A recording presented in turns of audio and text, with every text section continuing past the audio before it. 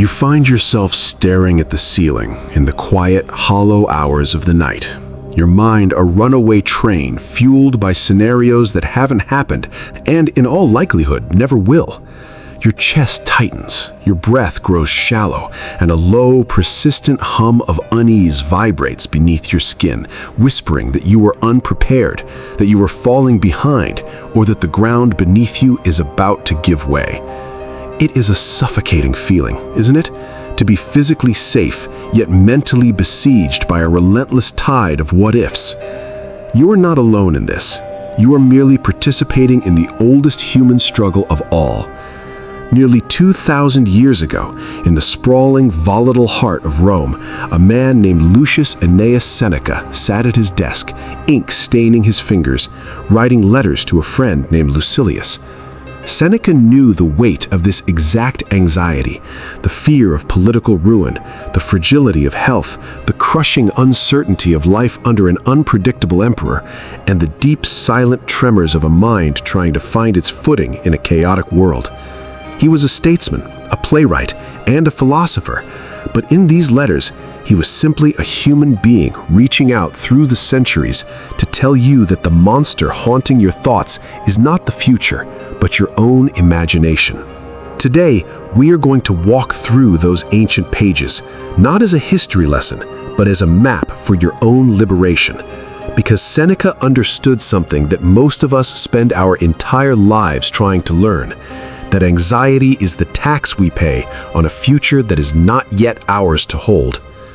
Imagine, if you will, the bustling, dusty streets of ancient Rome, where wealth and poverty lived in violent proximity, and where a single whisper could shift the trajectory of a man's life from luxury to exile. Seneca lived in the shadow of the gallows. He knew that one day he might be ordered to end his own life, and yet he did not allow that possibility to eclipse the sunlight of the morning.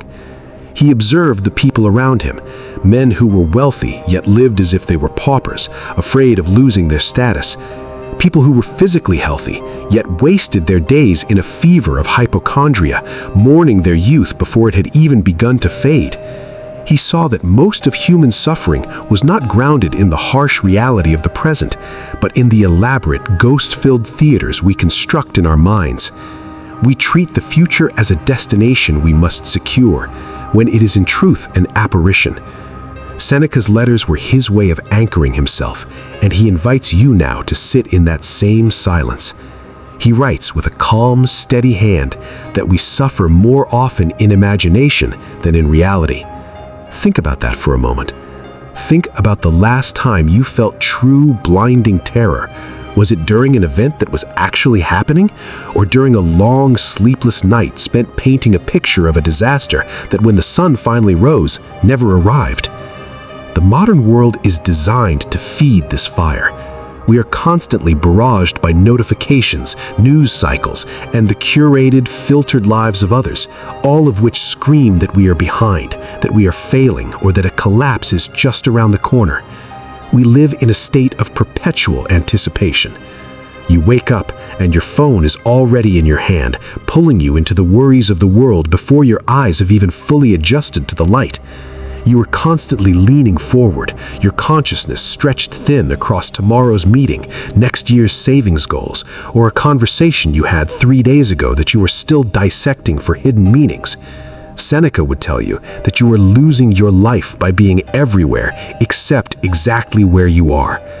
He argues that by living in the future, we forfeit the only thing we actually possess, this precise, fleeting moment.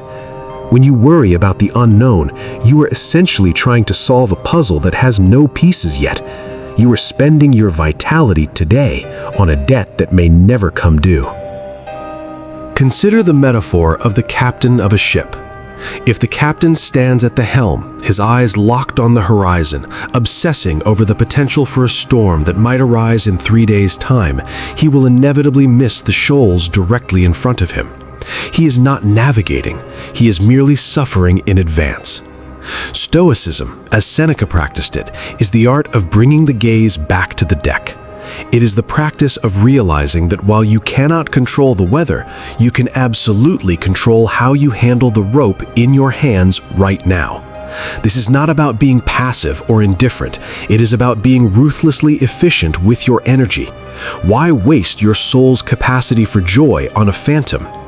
Seneca reminds us that death, failure, and hardship are all possibilities, yes, but they are not the present reality. He suggests a practice that might seem morbid at first, but is actually deeply grounding: negative visualization. He asks us to occasionally contemplate the worst-case scenarios, not to dwell in fear, but to strip those fears of their power. When you look at your biggest anxiety, perhaps it is the loss of your job, the decline of your health, or a fracture in a relationship, and you strip away the frantic emotion, you find that even if these things occurred, you would still be you. You would still have the capacity to choose your reaction. By facing the shadow, you realize it is only a shadow. We often feel that our anxiety is a sign of our responsibility. We think that if we worry hard enough, if we simulate enough scenarios, we can somehow think our way to safety. We believe that anxiety is a form of preparation. But Seneca invites you to see it for what it really is: a form of psychological tax that leaves you bankrupt before the battle has even begun. He points out that if we are constantly bracing for a blow, we are already wounded. We are walking through life with our shields raised high, unable to see the beauty or the opportunity in front of us, because we are so preoccupied with the potential for an arrow that hasn't been fired. Think of your current stress. Is it helping you? Does your overthinking change the outcome, or does it merely exhaust the person who has to face it? The Stoics knew that we are fragile creatures, prone to these emotional storms, and they didn't judge themselves for feeling the initial pull of fear. It is natural to have an instinctive reaction to danger, but the mistake, as Seneca teaches, is to consent to that fear and allow it to build a home in your mind. You have the power to withdraw your consent. When a thought comes that says, "What if I fail?" you can learn to look at that thought, label it as a suggestion rather than a command, and then turn your attention back to the task at hand. It is not about silencing the mind. The mind is a generator of thoughts. It is about choosing which thoughts you will feed with your presence. This is the essence of inner freedom. It is the realization that while you cannot govern the world, you are the absolute sovereign of your own perspective.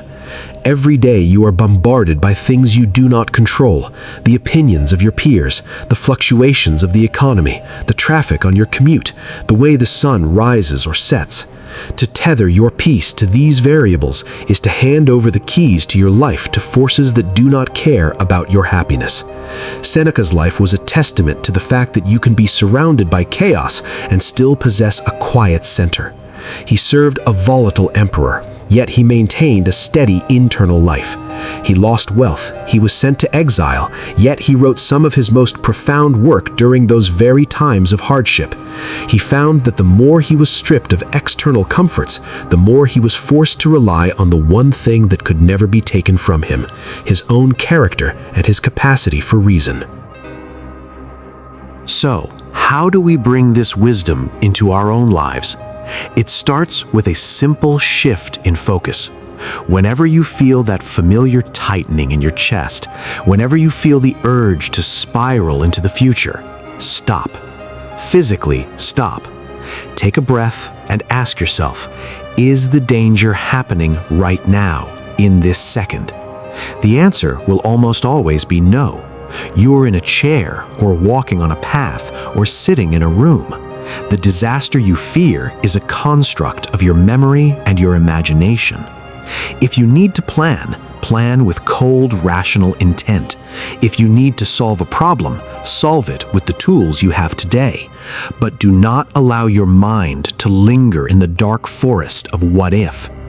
When you find your attention wandering, gently, kindly, like you would guide a child, bring it back to the physical sensations of the present. Feel the air on your skin. Notice the sound of your own breathing. Anchor yourself in the now. This is not an escape from reality. It is the deepest form of engagement with it. By mastering the present, you are preparing yourself for the future better than any amount of worry ever could. Think of your life as a series of letters you are writing to yourself across time. Each moment is a message you send to the person you will be in the next hour, the next day, the next year. Do you want to send that future version of yourself a message of fear, tension, and exhaustion? Or do you want to send a message of composure, strength, and clarity? The person you will be in the future is counting on the person you are right now to be a good steward of your energy. When you choose to let go of the unnecessary burden of anxiety, you are giving a gift to your future self. You are clearing the path for them to act with wisdom rather than panic. This is a practice of kindness, a stoic kindness toward yourself. You deserve the peace that comes from recognizing your own resilience. You have survived every single one of your past problems, and you have the strength to survive whatever this life brings next. Why then would you treat yourself as if you are already defeated? As you continue this journey of self-mastery, remember that the goal is not to reach a state of emotionless numbness. The Stoics were not stone statues. They were men and women who felt deeply. They loved their friends. They grieved their losses. They felt the sting of injustice. But they refused to let their emotions be the masters of their house. They learned to feel the surge of an emotion, the sharp spike of anger, the hollow ache of fear, and then to examine it. They would ask, "What is this? Is this based on something true, or is this a story I am telling myself?" They realized that our misery is often not caused by events, but by the judgments we pass upon them. If you lose your job, you can judge that as the end of your worth, which creates a terrifying anxiety. Or you can judge it as an event, a disruption, yes, but a turning point, a season for change, a circumstance to be managed. The reality of the event is the same, but the internal experience is entirely different. You are the architect of your own experience. This is the great, quiet revolution of the Stoic life. It is the understanding that while the world will always be unpredictable and sometimes cruel, you are an invincible agent of your own peace. You are not a victim of your thoughts. You are the one who observes them. As you go about your day, try to practice this detachment. When a worry arises, acknowledge it. Give it a name, and then let it pass like a cloud across the sky. Don't fight it, don't argue with it, and don't try to solve it. Just watch it go. You will find that the more you do this, the more distance you create between yourself and your thoughts. And in that space, there is a profound, unshakable silence. It is the silence that Seneca lived in, even in the heart of Rome. It is the silence that you can carry with you into your office, into your home, and into the deepest, most uncertain corners of your life. This journey we have taken through the wisdom of Seneca is not a destination, but a path you walk every day. Peace is not something you eventually find at the end of a long struggle. It is the quality of the attention you bring to the very next second. It is found in the way you handle the small, irritating frustrations of the day, as much as in how you handle the great challenges of life. It is a muscle that strengthens with every moment of awareness. And so I invite you to keep this conversation with yourself alive. Reflect on these ideas not just as abstract concepts, but as living tools to be used in the heat of your own life. When the world feels heavy, remember that you are capable of resting in the present.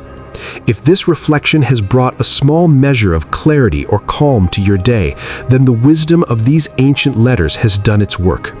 Consider sharing your own thoughts, your own struggles, and your own victories in the comments below, for in sharing, we realize that we are all walking the same path, and we are all, in our own way, striving for the same peace. If you found a resonance in these words, if they helped you see your anxiety in a new light, please do like, subscribe, and share this video with someone who might need a moment of stillness in their own turbulent world. May you walk through your days with a steady heart.